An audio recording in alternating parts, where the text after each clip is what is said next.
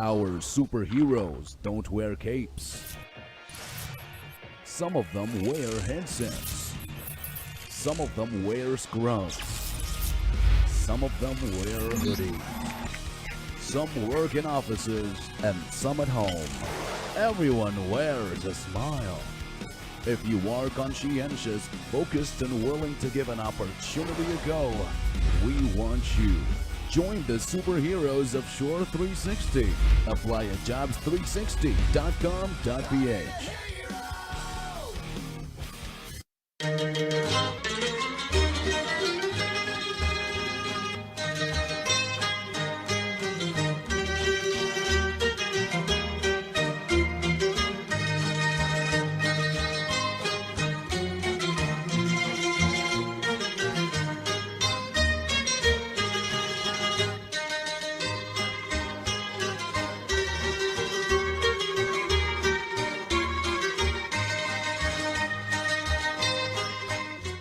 Mga Nueva Ecijano, ang programang Kalinga ni Ria Vergara at ang paborito nyong si Jay sa Double J. Nasa CLTV na! Ang tinig ng ikatlong distrito ng Nueva Ecija, Ria Vergara at ang ama ng pagbabago at progreso sa lungsod ng Cabanatuan, Jay Vergara, ang mag-uulat tungkol sa mga napapanahong kaganapan at mga proyektong nakalaan para sa taong bayan. Sabado, alas 7 ng gabi, subaybayan si Ria Vergara at Jay Vergara dito lang sa CLTV.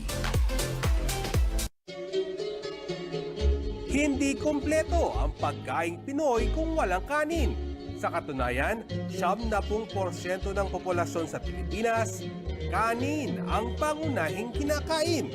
Ang paborito nating kanin ay mula sa mga binhing itinanim na nagiging palay.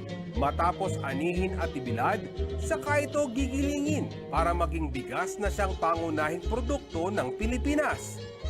At kung bigas ang pag-uusapan, number 1 ang Nueva Ecija sa gitnang Luzon.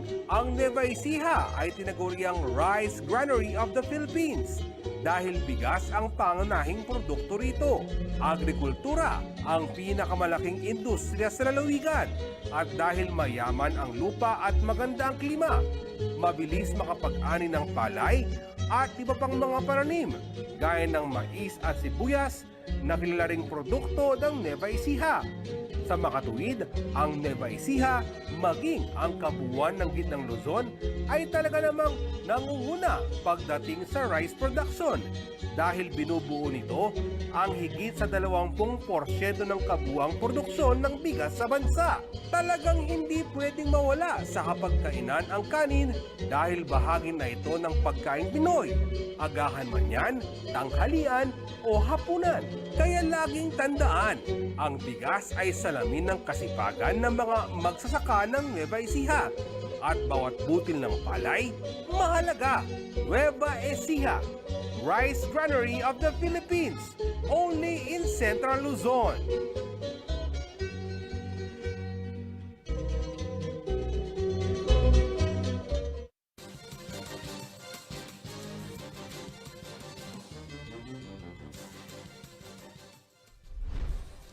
Narito na ang mga malalaking balitang Central Luzon ngayong araw. Provincial Government ng Bulacan, hindi raw payag sa limited face-to-face learning hanggat hindi pa bakunado ang lahat ng mag-aaral. City of San Fernando Water District at Prime Water, nagbabala ng taas singil sa tubig. 28 bahay at dike sa Bagak Bataan, winasak ng malakas na alon na dala ng Bagyong Maring. At leisure travel at tourism activities muling nagbukas sa Clark. Pero mga individual na galing sa ECQ at MECQ areas hindi papayagan sa loob ng Freeport.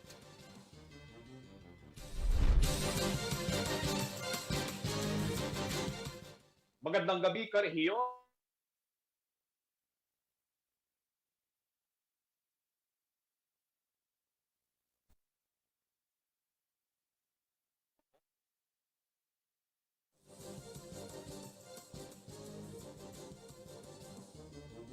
Magtataas ng singin sa tubig sa siyudad San Fernando.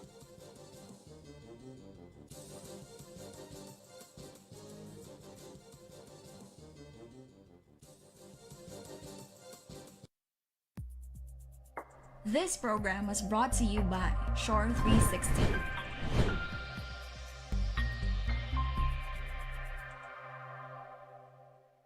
Sa haba po ng traffic sa EDSA, pabayaan ko po na umihi. Madalas po nakakaranas ako ng pananakit ng aking bewang. Ang findings po sa akin ay nagkaroon po ako ng kidney stone. Dahil sa kidney care, ang problema ko sa kidney ko, solved na. Kayang-kaya ng kidney care. Ang kidney care, hindi gamot, hindi dapat gamitin panggamot sa anumang uri ng sakit.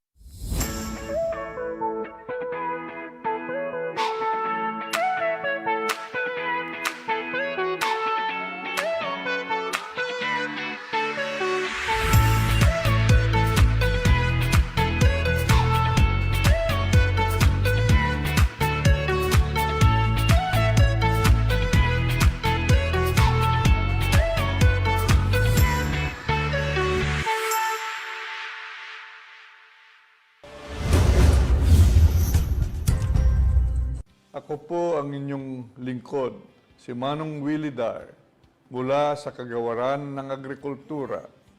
Akin po kayong inaanyayahan na tumutok sa Agri-Balita, Central Luzon, dito sa CLTV 36 upang maging updated sa mga balitang magsasaka at mangingisda.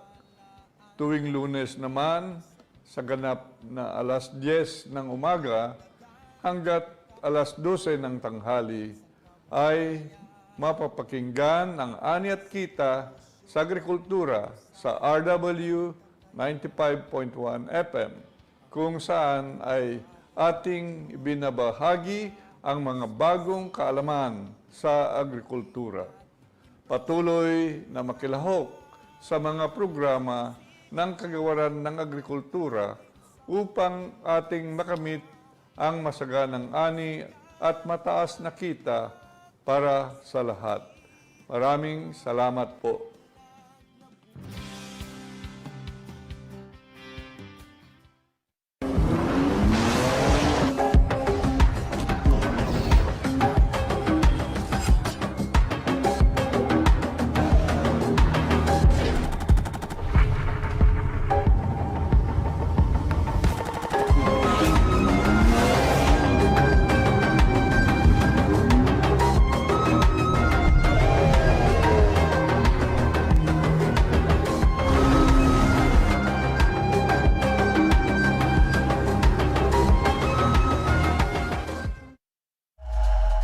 Our superheroes don't wear capes.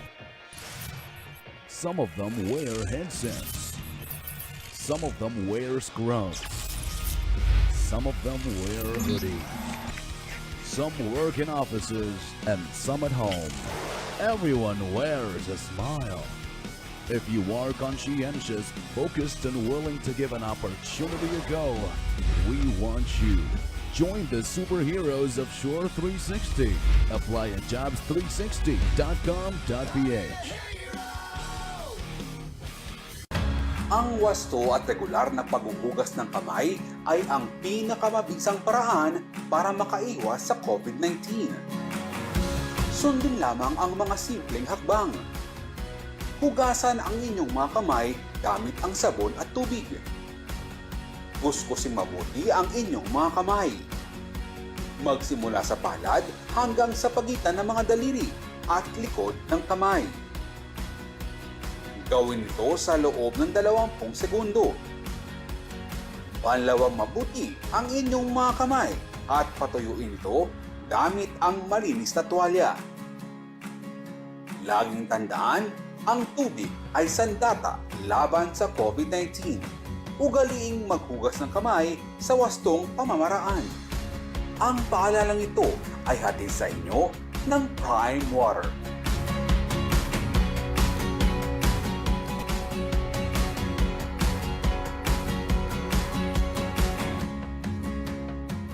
Reliable auto service brought closer to you at the Clark Freeport Zone. Laos Auto Services, your professional multi-brand service center, is right in your midst. It offers general jobs for repair and maintenance, body paint and detailing, collision repair and body works. Laos Auto Services at Clark Freeport is backed up by highly trained technicians, specialists in auto paint, detailing, body works and collision repair.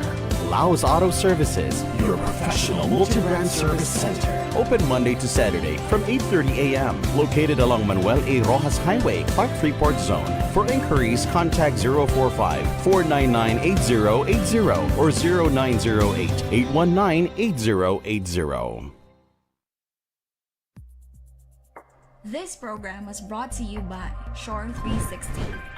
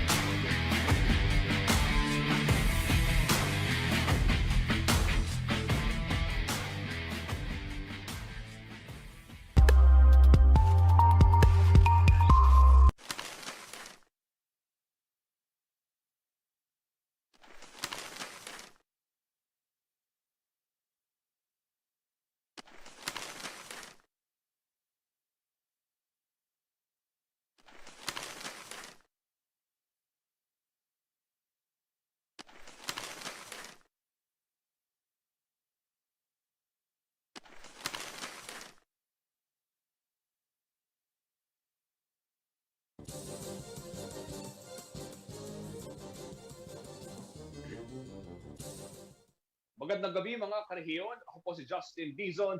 Oras na para sa mga malalaking balitang Central Luzon ngayong araw. Sa loob ng higit 8 taon, magtataas ng singil sa tubig sa siyudad San Fernando, Pampanga. Pero bago pa man umano tumaas ang kilay ng ilang water concessionaires, tiniyak naman ng CSF Water District at Prime Water na laging 24/7 ang supply ng malinis na tubig sa lungsod. Hindi rin umano biglaan ang pagpapataw ng dagdag singil bilang konsiderasyon na rin ngayong may krisis bunsod ng pandemya. Ang napipintong dagdag singil sa konsumo ng tubig sa siyudad San Fernando, ihahatid sa atin ni Rayel Pawit.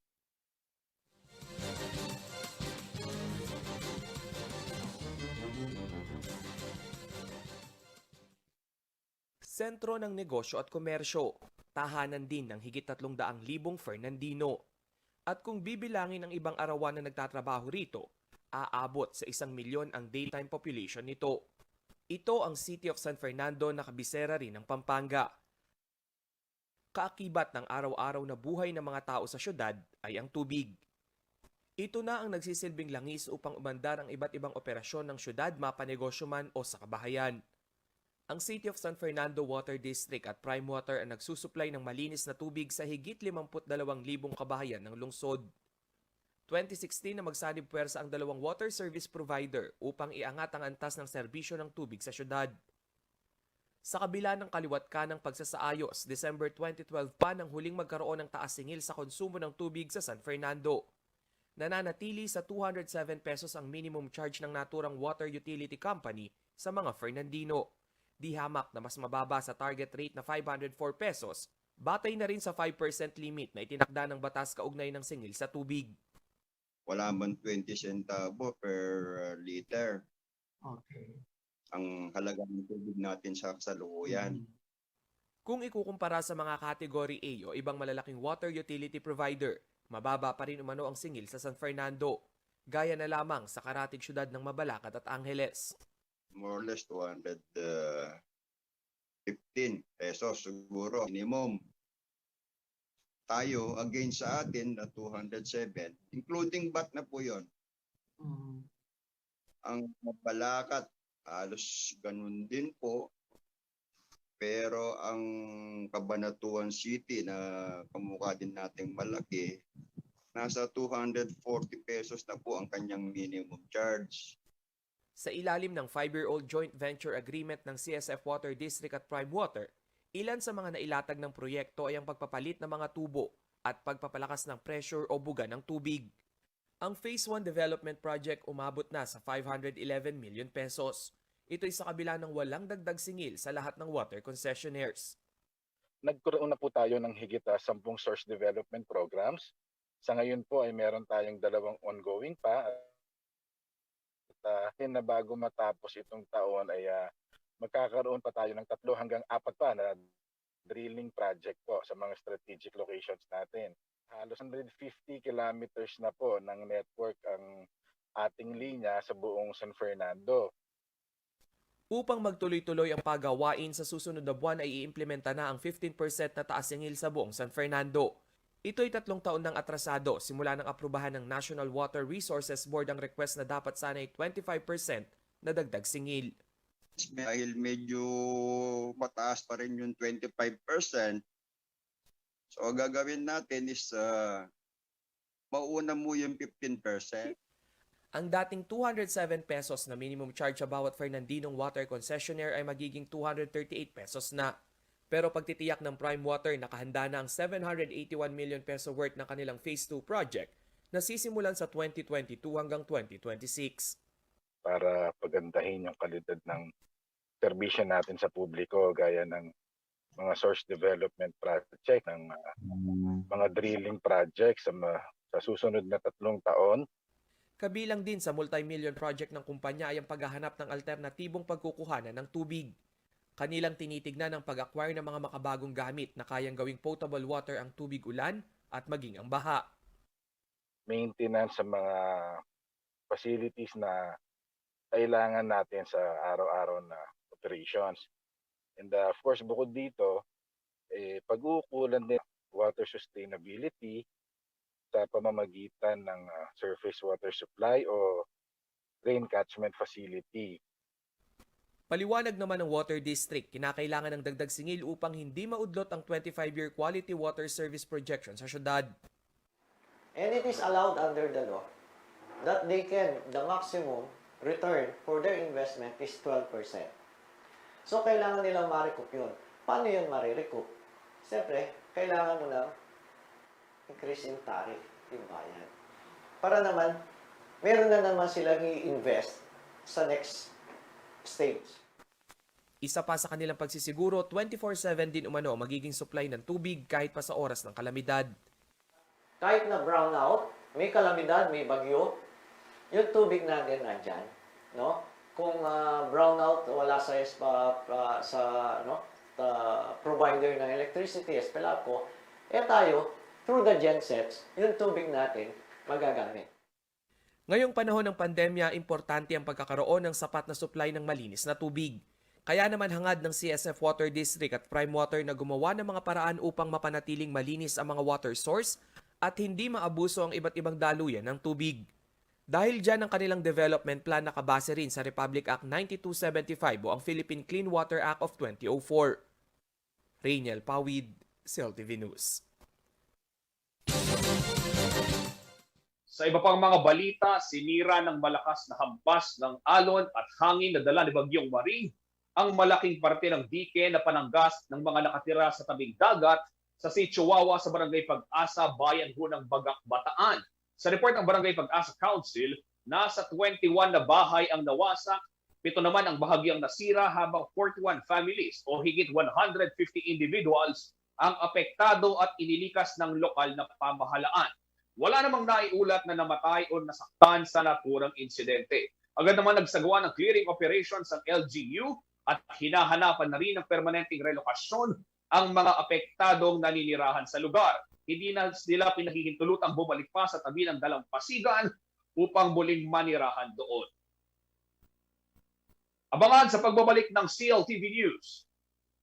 Provincial Government ng Bulacan hindi raw payag sa limited face-to-face learning hanggat hindi pa bakunado ang lahat ng mag-aaral.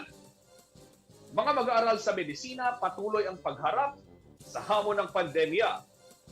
At leisure, travel at tourism activities muling nagbukas sa Clark. Mga galing sa ECQ at MECQ areas hindi papayagan sa loob ng Freeport. Manatiling nakatutok para sa iba pang mga nangunang balita ngayong araw.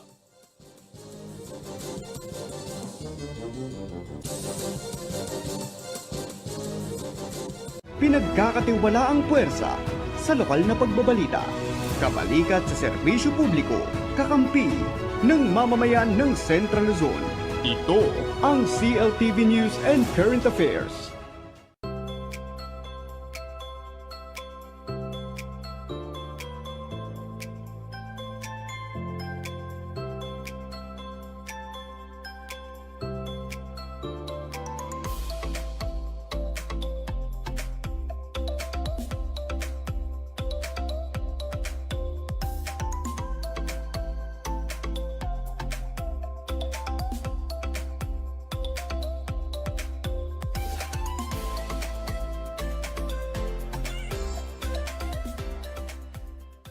Ang wika ay mahalaga sa pakikipag-ugnayan at mabisang komunikasyon. Sa buong mundo, mayroong halos 6,500 wika. Umaabot naman sa mahigit kumulang 175 ang wika sa ating bansa. 8 rito ang itinuturing na major language o mga pangunahing wika na ginagamit sa iba't ibang lugar. At kabilang sa mga pangunahing wika ay ginagamit sa mga lalawigan ng Gitnang Luzon. Gaya sa Pampanga, kung saan maririnig ang Kapampangan. Maya Paba, kumusta? Malaus Kopo. Mangantana. Sa Tarlac, Bataan at Bulacan, may mga nagsasalita rin ng Kapampangan. Habang sa Nueva Ecija at Zambales, maririnig ang Ilocano at Sambal. Ay ayaten ka. Lako, salamat. Kasiguranin naman ang wika sa bayan ng Kasiguran sa Aurora at wikang agta ang ginagamit ng mga katutubo sa mga bulubudtong lugar. Habang Tagalog pa rin ang pangunahing wika sa Bulacan, maging sa Bataan, Nueva Ecija, Zambales at Aurora. Ang mga wikang maririnig sa Central Luzon ay bahagi ng ating kultura, kaya dapat natin itong pahalagahan, mahalin at ipagmalaki.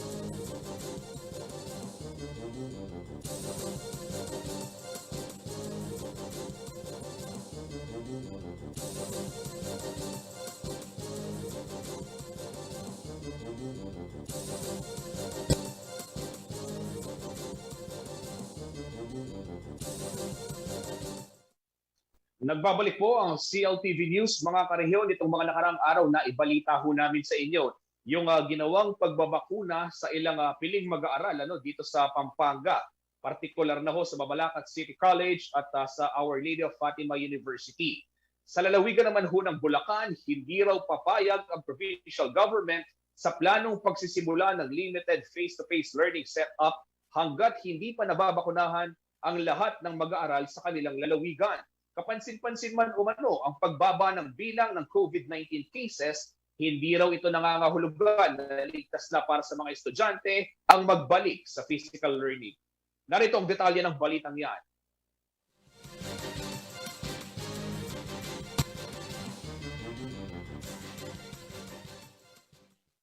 May ilang paaralan na sa gitnang Luzon ang naghahanda para sa pilot testing ng pagbabalik eskwela ng mga piling mag-aaral. Sa Pampanga, sinimula na ang bakunahan kontra COVID-19 sa ilang mga graduating at medical student ng Our Lady of Fatima University at Mabalacat City College. Pero iba ang sitwasyon sa Bulacan. Sa katatapos na online provincial IATF meeting nitong October 13, tila hindi pa 100% kumbinsido ang mga kinauukulan sa konsepto ng physical learning. Bagamat magkakaroon ng pilot ng opening ng klase face-to-face sa November. Sa palagay ko ay dito sa Bulacan, pag-aralan nating mabuti kung ano ba yung nararapat. Kung hindi pa naman kumpleto ang vaccine ng kabataan, bakit tayo papayag na gano'n? Ilalagay lang natin sa risk yung buhay ng ating mga kabataan, lalo na yung mga elementary level. Iiral umano ang no vaccine, no physical schooling policy sa buong probinsya. Susubukan din umano makipagdialogo ng provincial government sa Department of Education upang matiyak ang mas ligtas na pagbabalik eskwela. Sa akin, titindig ako na ipakiusap sa national government, sa DepEd na bakunahan muna natin lahat. Ano po, delikado. But meantime, mas ligtas sa tahanan ng ating mga estudyante habang pinapalawak natin ang ating vaccination program. Batay sa latest vaccine tally ng lalawigan, 585,715 na Bulakenyo pa lamang ang nakatanggap ng complete dose ng COVID vaccine, habang 736,404 naman ang naturukan na ng unang dose. Target na mabakunahan ang higit 2.3 milyon na Bulakenyo para makamit ang herd immunity. Sa kasalukuyan, Bulacan pa rin ang may pinakamaraming na itatalang COVID-19 cases sa buong Central Luzon. Nito lamang October 13, 168 new cases ang naitala sa probinsya. Ang kanilang confirmed COVID cases umabot na sa 100,906. 2,752 sa bilang ay active cases, 1,443 ang namatay at 96,711 ang gumaling na. Marami man ang tinatamaan ng COVID sa lugar, bumababa naman ang kanilang case fatality rate na nasa 1.43%, malayo sa dating 3%.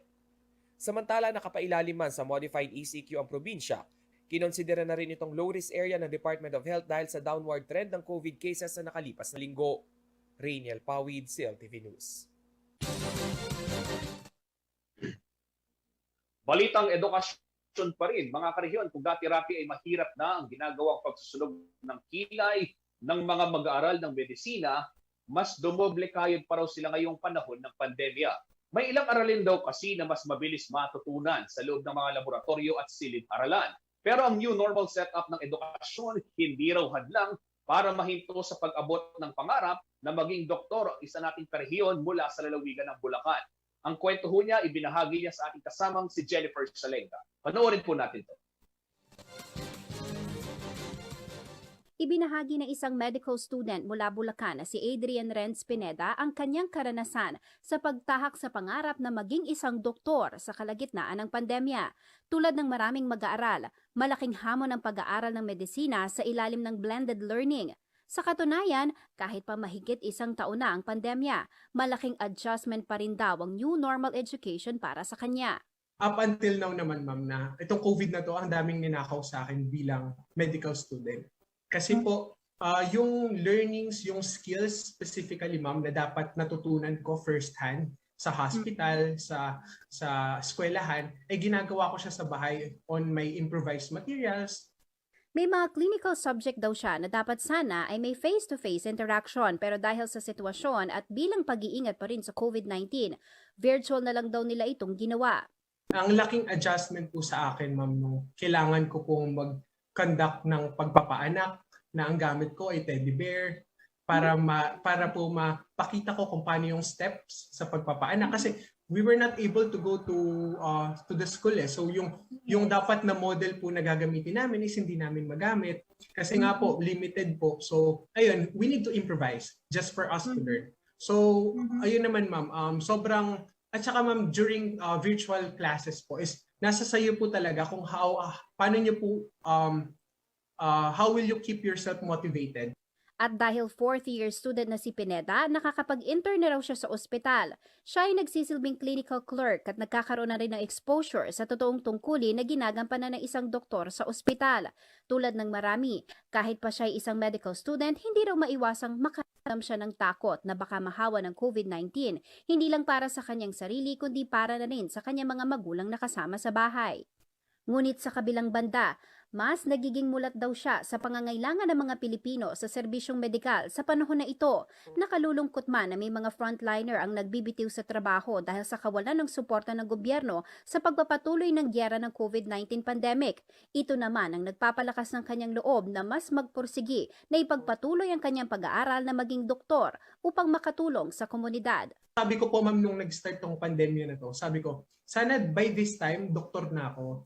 Kasi para nakakatulong ako sa mga kababayan ko, nakakatulong ako sa community ko. Kasi mas masakit na makita mo na yung community mo, yung bansa mo is naghihirap, tapos ikaw wala kang maiambag, na ikaw ay estudyante pa. So ayun ma'am, yun yung naging ano ko ngayon ma'am, yun yung nagiging anchor ko para sooner or later kapag naging doktor na ako, kapag naging karapat-dapat na ako tawaging doktor, ay malaki yung maiaambag ko sa bayan ko, sa community ko, and I'm still looking forward to become a proud doctor of the Philippines po, ma'am.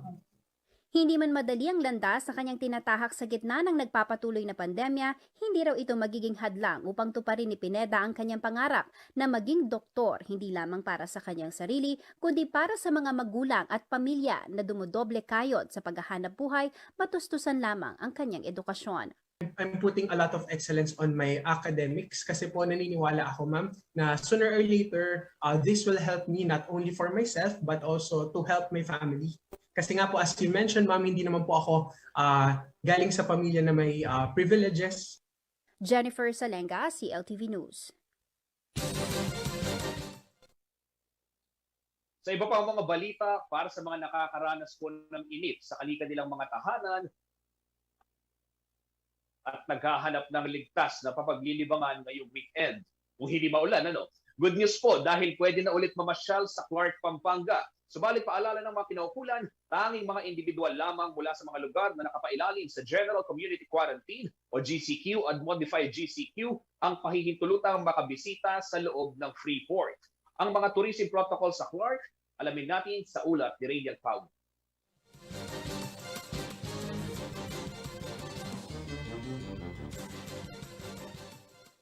Matapos ang ilang buwan na pagkakahinto, muli ng pinahihintulutan ng leisure travel at mga aktibidad sa Clark, Pampanga. Ito'y alinsunod sa isang memorandum order na ibinaba nitong October 12.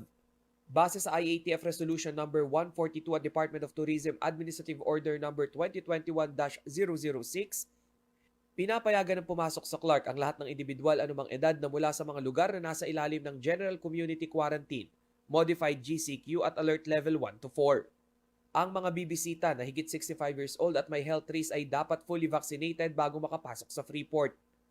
Bawal naman makapasok ang mga nanggaling sa mga lugar na nasa ilalim ng Enhanced Community Quarantine, Modified ECQ o Alert Level 5 kahit negative ang kanilang RT-PCR test result.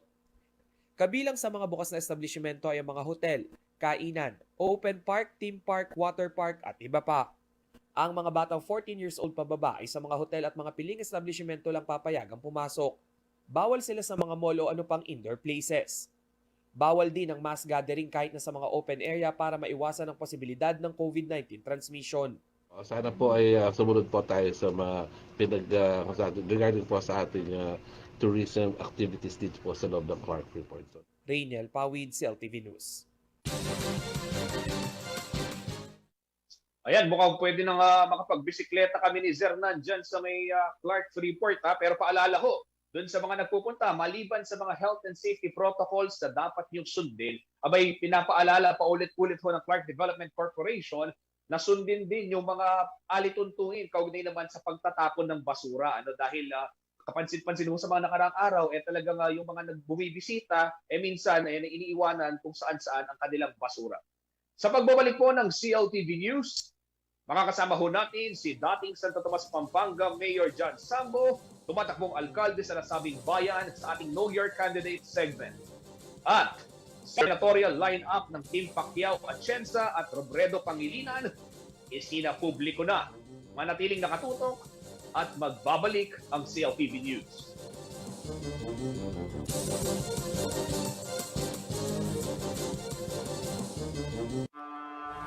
Why do humans have a desire to go up and over and not around?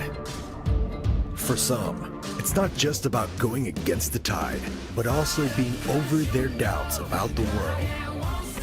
and knowing that they can make it better. Truth is, we go up and over what's ahead of us so we can overcome the biggest obstacle, ourselves. New Ford Ranger FX4 Max. Live the Ranger life.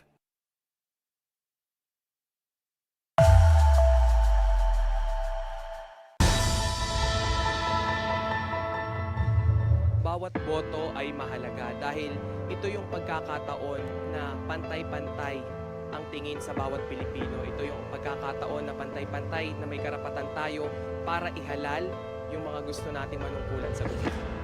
Ang hindi pagboto ay pagsasantabi ng isang karapatan para maihalal nga natin yung mga nararapat na maging opisyal ng gobyerno para makapili ng mga susunod na mga leader na mamumuno sa ating bansa na mayroong vision para maging maayos nga yung panunungkulan o yung isang administrasyon. Kung gusto niyo pong baguhin na yung buhay niyo at magbago na yung ekonomiya ng bansa, ito na yung pagkakataon para magparehistro tayo at bumoto para sa magiging tamang liderato ng bansa. Rehistrado na ako para bumoto. Ikaw!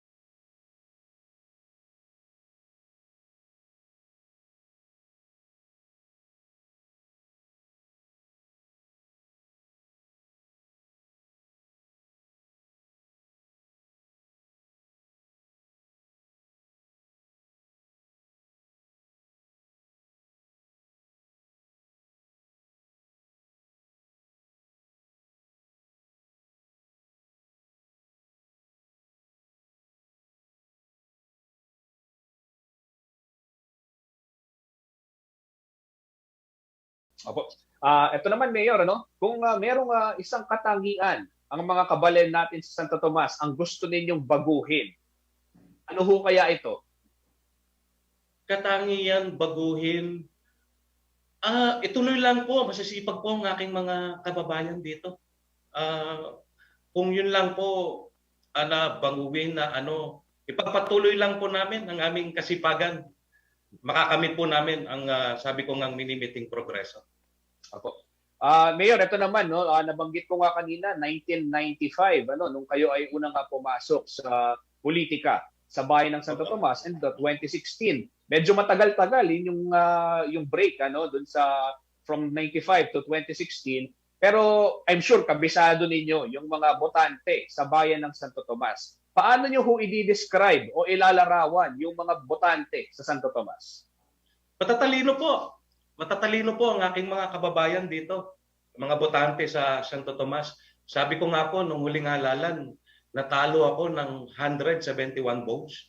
Sabi ko po sa sarili ko, gusto nilang subukan ang panunungkulan at liderato ng aming mayora ngayon, si Mayora Ninang Ronquillo.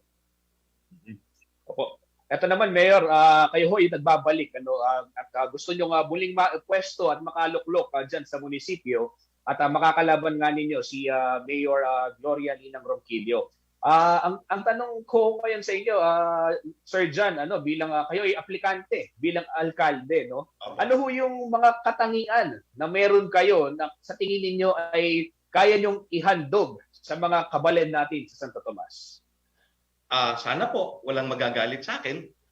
Naniniwala po kasi ako I can do more.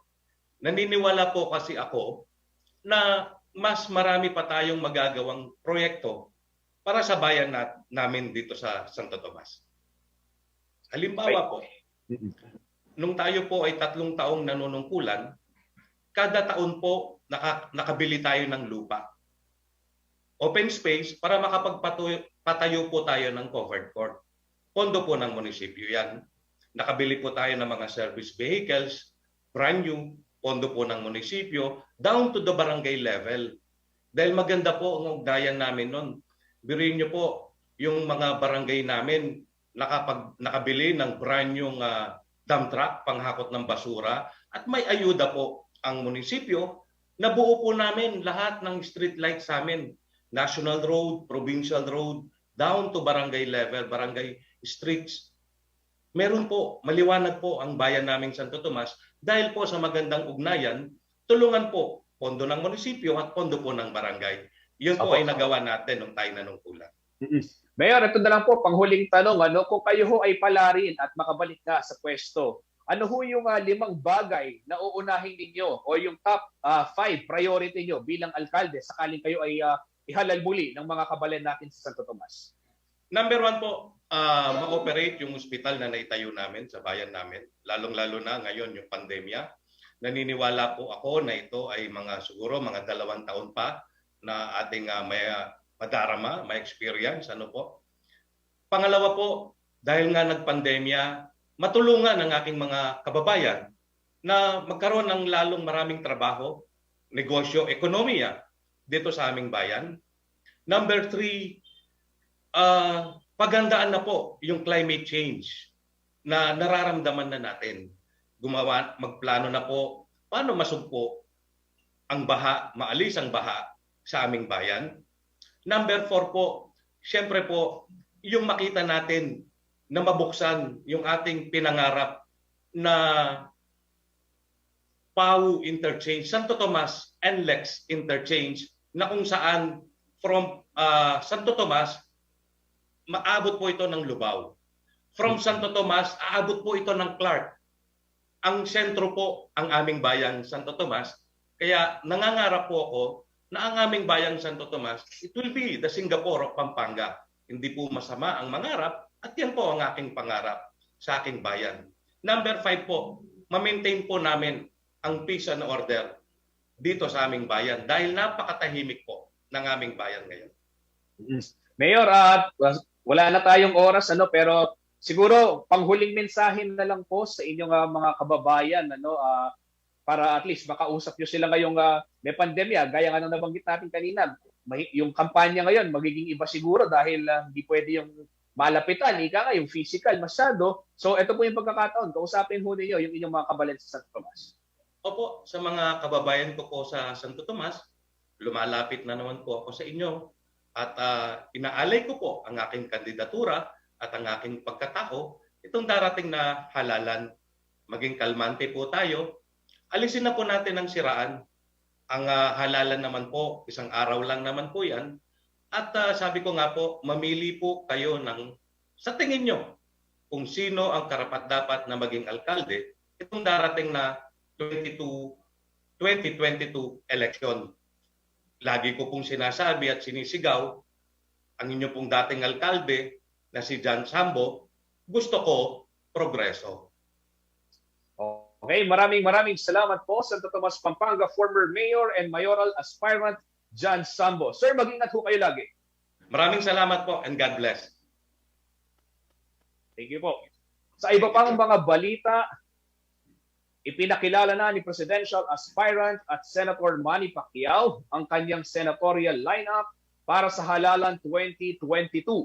Ayon kay Pacquiao, kabilang sa kanyang Senate slate, sina Senate Majority Leader Juan Miguel Zubiri, Senator Joel Villanueva, Sorsogon Governor Chis Escudero, Antique Representative Loren Legarda, Bayan Muna Chair Nery Colmenares, Kilosang Bayo 1 Chair Elmer Labog, at si Senator Richard Gordon.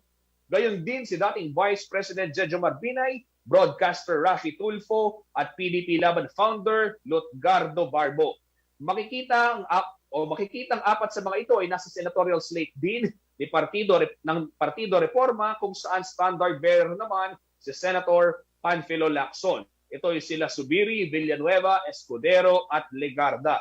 Samantala, ngayong araw din iniheld na ni Vice President at Presidential Aspirant Leni Robredo ang kanilang senatorial slate ng kanyang running mate na si Senator Kiko Pangilinan. Una ng pinangalanan ng ikalawang Pangulo, sina Risa Hontiveros, kasalukuyang senador, at si Senator Leila de Lima, former Senator Antonio Trillanes IV, dating Ifugao Representative Teddy Bagilat, at human rights lawyer na si Attorney Shell Jokno. Kasama rin ang abogadong si Alex Lacson, Senator Richard Gordon, Governor Chis Escudero, Senate Majority Leader Mig Zubiri, Senator Joel Villanueva, at dating Vice Presidente Jejomar Binay.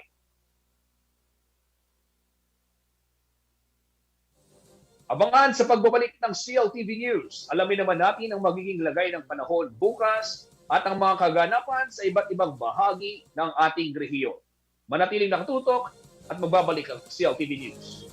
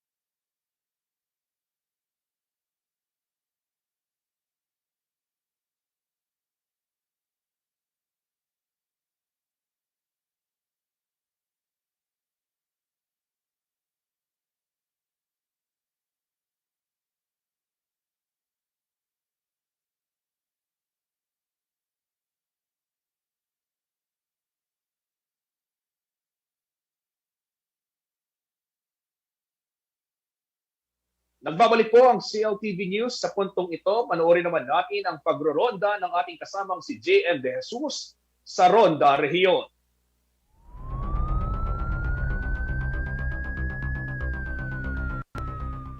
Arestado ang 4 na katao dahil sa illegal na pagpuputol ng mga puno sa kalawakan ng Doña Remedios Trinidad, Bulacan, nitong Miyerkules, October 13.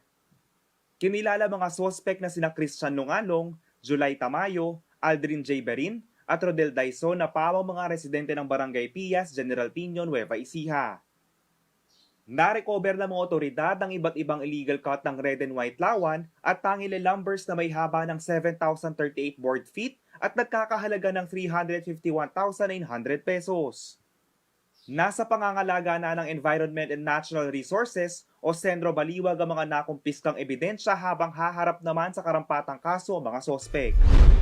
Nasa kustodiya na ng kapulisan ng top 11 most wanted person sa San Jose City, Nueva Ecija na si Julie Cuspadin. Naharap sa kasong attempted rape si Padin, 24 anyos, at residente ng Barangay Rafael Rueda ng nasabing syudad. Samantala, arestado rin ang isang 49-year-old construction worker sa Olongapo dahil sa panggagahasa. Walang piyansa ang kasong kinaharap ng sospek na si Alvin Perez na residente ng New Cabalan sa naturang lungsod. Nadakip naman ang isa sa mga top most wanted person sa Concepcion Tarlac na si Irish Cristel Barcenas.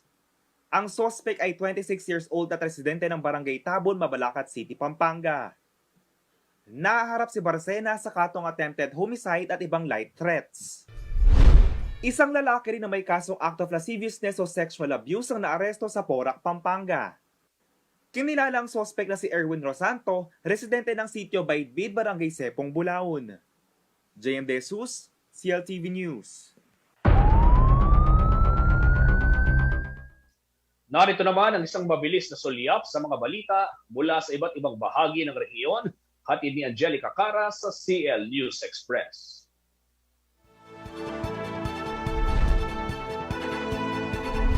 Lumahok sa likha ng Central Luzon LCL Hybrid Trade Fair 2021 ang 41 na micro, small and medium enterprises o MSMEs mula sa Bataan at Zambales.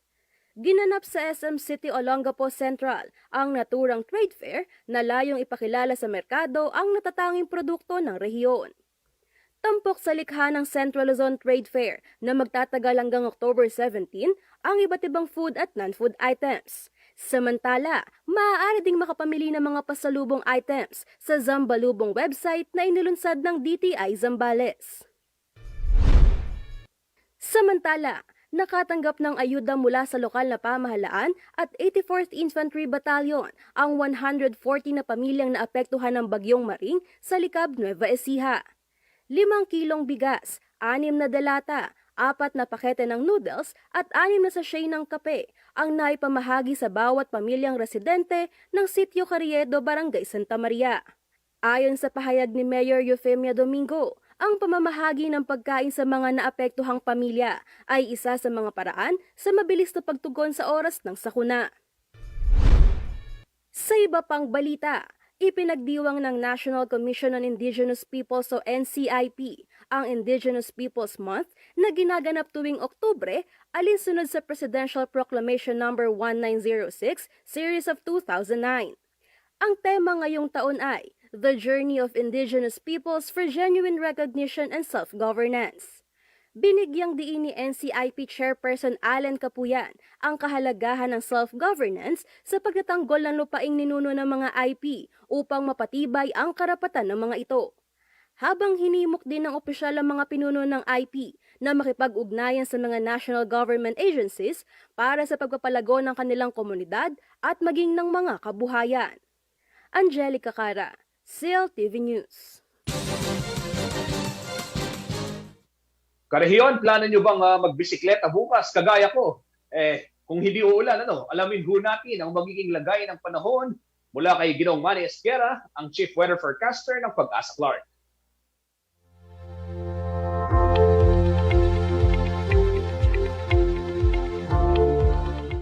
Magandang gabi po. Narito po ang magiging taya ng panahon sa susunod na 24 oras. Intertropical convergence yan po ang nakakaapekto halos sa buong bansa at mas apektado po nito ang Luzon at Visayas. Kaya po ang Metro Manila, Cagayan Valley, Cordillera Administrative Region at ang Central Luzon, kasama na rin po ang Calabarzon, Mimaropa, Bicol Region, Visayas, Northern Mindanao at Caraga ay magiging maulap po ang papawiri na may inaasahan pong mga kalat-kalat ng mga pagulan, pagkidlat at pagkulog. Dulot po ito ng IPZZ. Samantala po, ang nalalabing bahagi ng bansa ay magiging bahagi hanggang sa kuminsan ay magiging maulap ang papawirin. Meron lamang po inaasahang mga isolated cases ng mga rain showers at thunderstorm dulot naman po ito ng localized thunderstorm. So sa ngayon po, pinag-iingat pa rin po ang lahat. Although nawala na po si Bagyong Maring, kinangyan na rin po niya yung hanging habagat at ang natira na lamang po itong Intertropical Convergence Zone o ITCZ na siya magbibigay naman po sa atin ng mga pagulan hanggang sa mga susunod na araw. So inaasahan po na ang lahat ay mag-iingat at gagawin po ang lahat ng paghahanda. Magandang gabi po. At yan ang mga balitang nakalap ng CLTV News. Para sa karagdagang detalye, maaari niyong bisitahin at i-follow itong aming mga social media pages na makikita sa inyong mga mobile at TV screens. Kung nais ninyong balikan ang programa ng CLTV, pwede ninyong puntahan naman ang aming YouTube channel at CLTV36 Official at ang aming website www.cltv36.tv. Mapapanood din ang programa ng CLTV nationwide via Signal Channel 115 at sa ating 39 cable partners dito sa Central Luzon. Kasama po ang buong puwersa ng CLTV News and Current Affairs at sa ngalan po ni Binibining Sonia P. Soto, ako si Justin Dizon, Karehiyon, 71 days na lamang po at Pasko na.